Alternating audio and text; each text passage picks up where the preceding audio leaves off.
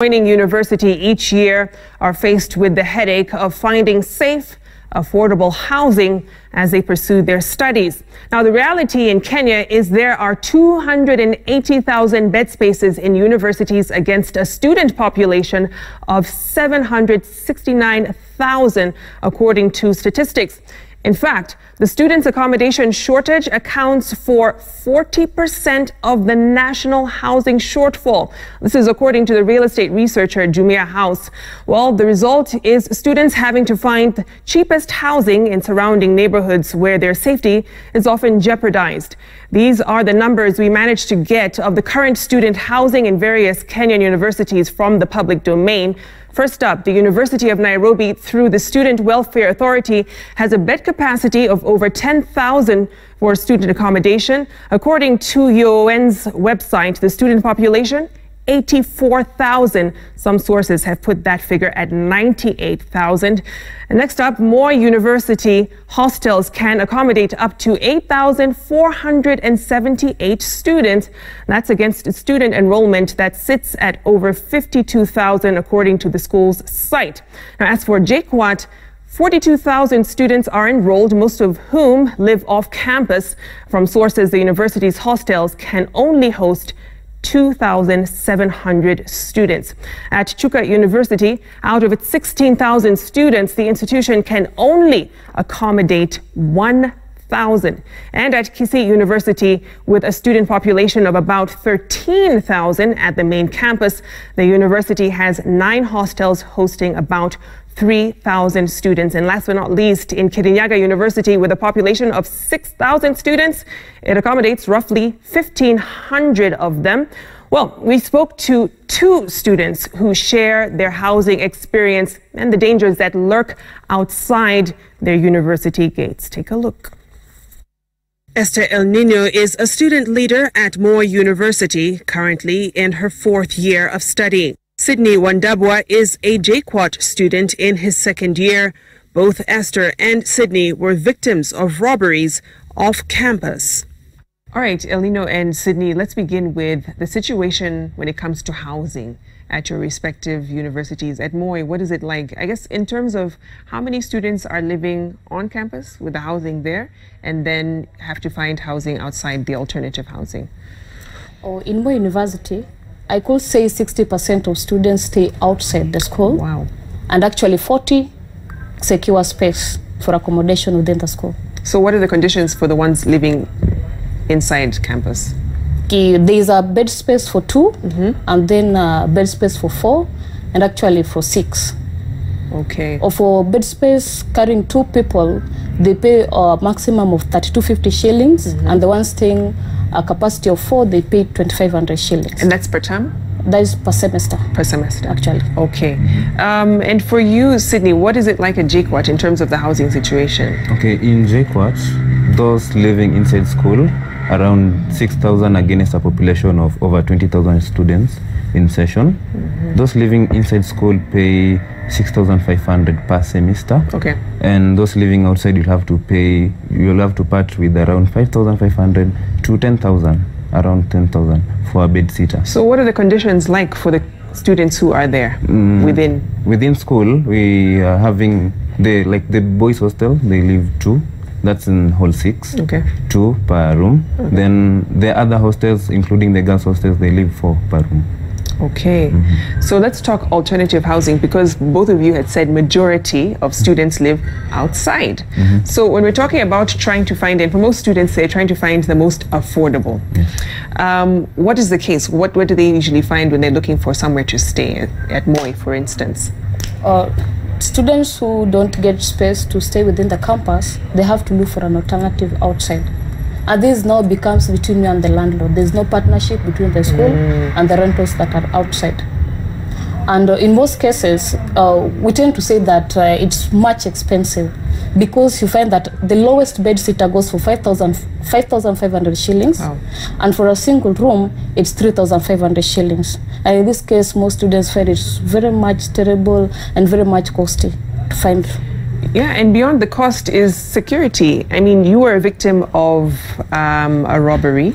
Yes. When you were coming from campus and headed to where you stay. So what happened? Oh, actually, when I was in my second year, I had to stay outside. Due reason being, I was not able to complete my school fees and my accommodation fee at the same time. In Moi University, students are forced to pay their school fees. You clear your school fees, clear your accommodation fee first. That is when you secure a room. And this makes it so difficult for most of us. Finding life very much difficult. Because you don't have all the funds with you at that time. So I had to go outside, and during my stay outside, this is what I experienced. There's this one Saturday I was from campus, just from the library, my studies at 8 p.m. in the evening, then I was heading to my place. My place is just 400 meters away from the school gate. Wow. On my way, I met some 3 guys. They were walking right in front of me. And when they saw me behind, they just stopped. Then they were like, give everything you have. And they were armed. In fact, there's one who was having a knife around, and I was like, God, what is this? I told them I have nothing. But in my hands, I was carrying my Bonyeza phone, and I only had 10 shillings in my hand, and a book, a notebook that I carried to the library. When they realized I had nothing, you see... They got angry. They got hungry, actually. They were angry. They had to beat me up. Strokes of canes. Wow. They took off my jacket and my shoes. I had some rubber shoes, they took them off. And actually it was muddy. They took with the whole mud, went with my shoes and my jacket. So after the incident, did you go anywhere? Did you go to a police station? Did you go back to campus? What happened?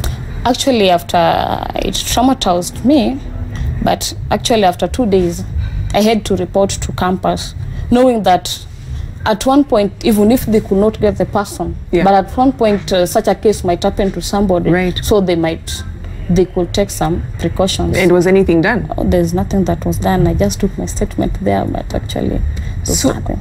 You know, in the space of a week, for instance, how many students would you say are affected by insecurity cases like this at these Moi? Cases actually happen most often, but when it reaches during weekends, you know, there's several movements, and the target of these people is to snatch properties from students. So most cases do happen during the weekends, but in large numbers. I can't approximate how many. Okay, so the weekends is a high time for those cases to happen. Sydney Jaquat, you had the same incident as well. 8 o'clock, you're coming from campus, headed to a friend's place this time. What happened? As I was just approaching the gate, Philo 1 apartment, four boys approached me, and they greeted me, and I greeted them back. To my surprise, one was stepping on my shoe, so I could not move back, I could not move in front. They just told me, like, give us what you have on you. And then there was a knife against my belly. It even tore my shirt. I was so terrified. I just told them, take my phone, take my wallet with the 2,000 shillings plus my ID, my ATM and my insurance card. They took, and they told me to go. So I just entered the gate and to my friend and told him what had happened, and he just told me, like, just relax. I relaxed. I never reported to the university, but I had to report to the police because of my national ID, which I am yet to pick a replacement. Wow.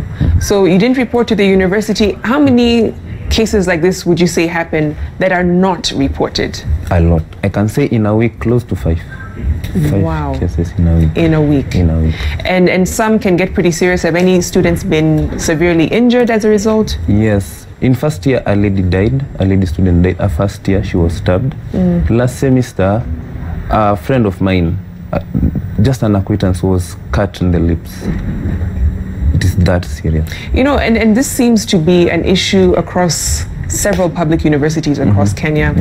What would you guys hope that your universities do? Because, you know, you talk to a lot of university students and they'll say, to be honest, security starts and stops at the gate.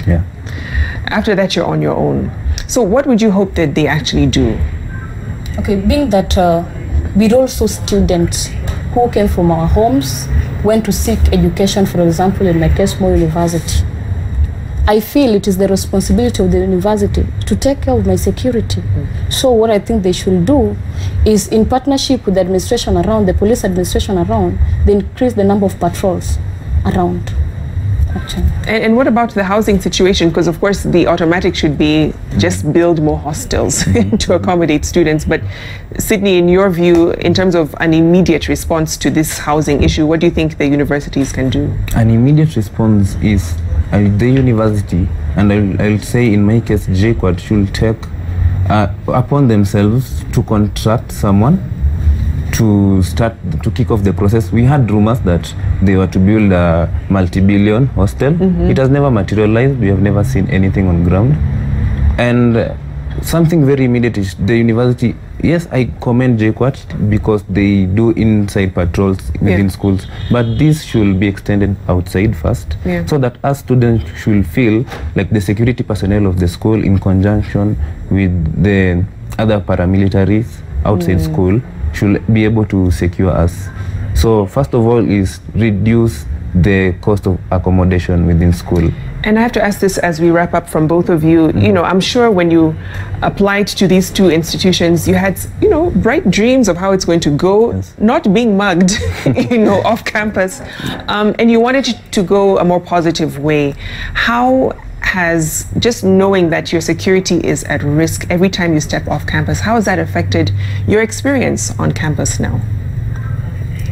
Okay, when I was joining my first year, when I completed my Form 4 actually, I had ambitions of joining a campus.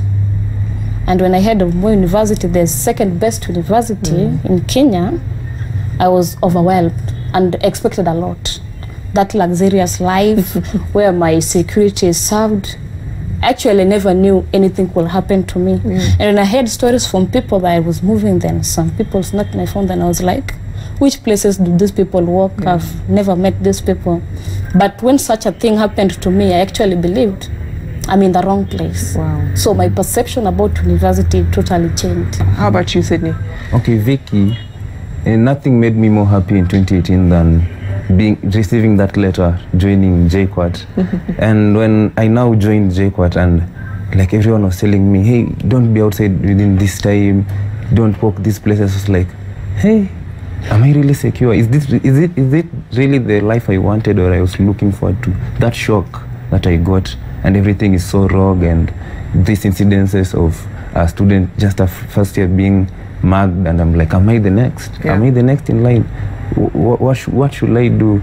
Is campus really supposed to be like this? Does someone who is wishing to join campus know what's really on ground? It was really shaking. Wow.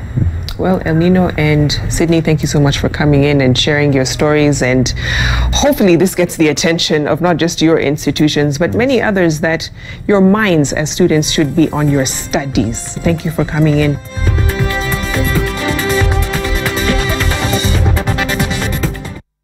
All right, so you heard the stories of Sydney and Esther, but what is it really like? Well, we took a walk with Biwot, a first-year student at the Kenyan University of Agriculture and Technology, who suffered a near-fatal attack by a suspected thug just steps from his university hostel. Imagine having to walk home in this environment. Now, if it wasn't for the camera lights and maybe some businesses that are still open, I probably would have to rely on a different light source, like from my phone, for instance. Right now, it is 7:30.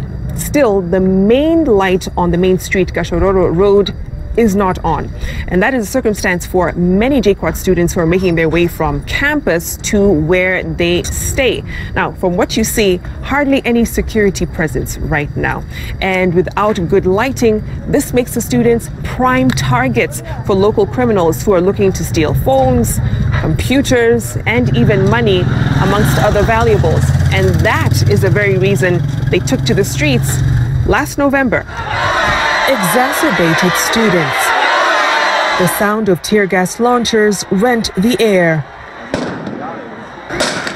Blocked roads and placards bearing the frustrations of students fed up with the persistent insecurity in Juja town. This semester, in the last 1 week, kumekuwa na 2 students wenye wamekuwa stabbed upper gate B. This viral video of police clobbering an unarmed JKUAT student, putting security organs on the spot once again for excessive use of force. But it was the countless unresolved cases of students attacked in the last few months that saw Kenyans react on social media with the hashtag #JKUATLivesMatter.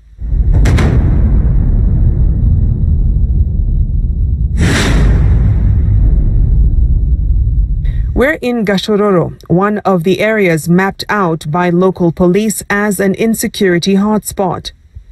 We meet Biwott as he relives that harrowing night last November. So just give me an idea, what time was it? It was around 10:30. Okay, and you're coming from campus? Yeah, from campus library towards my hostel over there. Okay, so it's not too far from here. Yeah, sure. So it was late last year? The early November. Early November, so just before the protests? Yeah, just before the protest, like 1.5 weeks before the protest. Wow. Yeah. So you're walking, do you have a bag or anything as you're walking, or it's just? Yeah, I had a bag on my back. Okay. Then when I reached this street, somebody followed me without my knowledge. From there up to there, light is always there, but from there towards the hostel now, it's always dark. So he followed me and told me to stop. Then I stopped. He told me, is this the way that gets you to Thika Superhighway? Yeah. And I was like, yeah, you can just go straight, you'll get to the highway. Then he grabbed my shirt and raised the knife. So he was armed with a knife? Yeah, he was armed with the knife. Okay. Then he told me, unajua hisi kisu ya mboga? Then I told him, what do you want? He told me, give me your phone and money. Then nikamwambia, okay, ni sawa. Then when I was going to remove, he came like this, like he wanted to stab my neck. Then I like moved like this, the knife passed and it hit me here on my left scapula. Okay. Yeah, and then when I touched here where I was injured, he stabbed me right here, just below the rib. So now at this point you're in shock. He's gone off with your things. Sure. What did you do next? No, he didn't take anything from me. So he didn't take anything? He just attacked you? Yeah. Wow. So now at this point you're bleeding? Yeah, I'm bleeding. How deep was the cut? It was very deep. So on that day, what were you wearing? I was wearing a t-shirt and a college jacket. Can we actually see what you were wearing? Yeah, it's over here. This one. Let me put it on. Yeah, so we can actually see. Yeah, so when he wanted to get to my neck, I moved, then, and then these are the main stuff over here. And it went all the way through. Yeah. So senyeni sasa, like nikatoa sweater and I looked at myself. I saw the intestine are starting to get out. So I was like holding them. Then my breathing was okay. I was talking. So I rushed towards the hostel and I like screamed for help. But when people saw me, they were like running away and all that, like, so like nobody was like, hakuna mwenye alinisaidia like instantly. Yeah. But someone came, akaita pikipiki, he's called Solomon Crop, akanicha pikipiki, then tukapanda. We went up to the school gate, that's where we found a car. I boarded that car, we went to the JKUAT hospital. They did the first aid as quick as they could. Okay. Then I was rushed to Thika level 5 using the school ambulance. Okay. Yeah. Though Biwott has found safer housing, he is weighed down by the growing medical costs for his treatment that he has had to bear himself. When I went there, everything was done. Normally, the operation, everything was done. But when it reached the time of paying the bill, like, I called the school secretary and he told me, we only cater for those students who can be treated inside the school dispensary. Since the November attack, he has had to resort to using a colostomy bag until his next surgery. But even that will cause strain for the first-year student to cover. Things have changed drastically for the bright-eyed Biwott, who says JKUAT is his dream university. Being able to attend is a privilege, but now he has to take extra precautions. Many people live outside the school. So as soon as the classes are over, you just go to your hostel. Some improvements have been made since last year's protests, though. A little has been done about the lighting. They have added more lights, but we're not yet there. You can still, this place is still dark. Yeah, they still need to improve. And have there been reports of other students being attacked as well? Yeah. Since then? Yeah. Another student was attacked na kuumizwa mdomo. Plus, last year something happened, a girl died after this stab wound. So it's still something that's very serious. Yeah, it's something very serious and it has to be dealt with seriously. Other commitments by authorities to do away with boda stops, close bars around the university perimeter wall are yet to be fulfilled. In addition, a WhatsApp platform meant for university students, tenants and security organs to engage was to be established, which Biwott says has not happened. Until more safety measures are put in place, Biwott and the thousands of students pursuing higher education here have to bear the additional burden of securing themselves. Victoria Rubadiri, Citizen TV.